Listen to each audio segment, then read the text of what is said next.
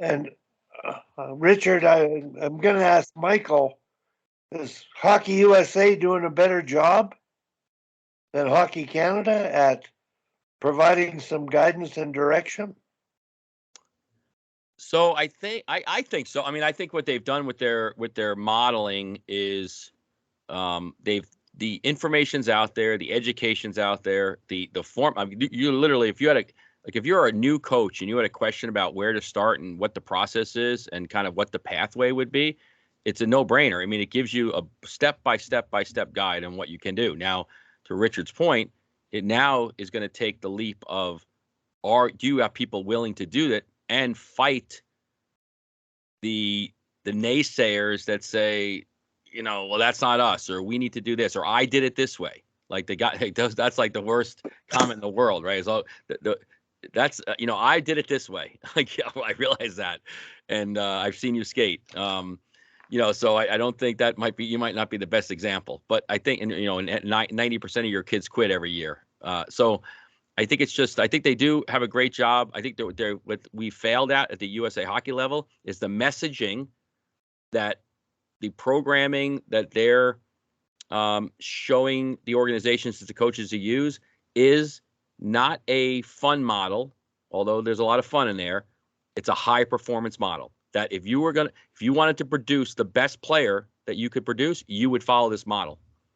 And I think what gets lost is, like with cross ice and blue pucks and small area games, is that's more of a fun model. That's not a high performance model, which in fact is wrong.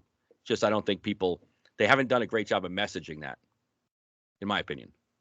But that's where I get most of my business from. So that's okay.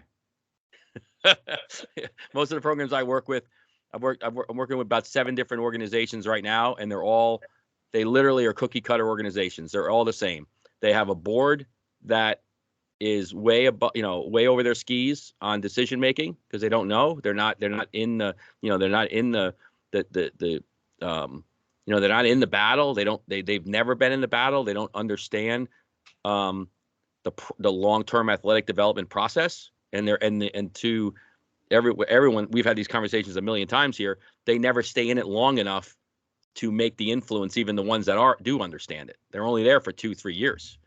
And they just never get to complete the cycle. And most people that I work with, they're bitter, they get burnt out, and they quit. So the great people you get, they try it, they fight. By the time they make a little bit of headway, their kid graduates out and ages out, they move out, and they move on. And then the next person comes in that,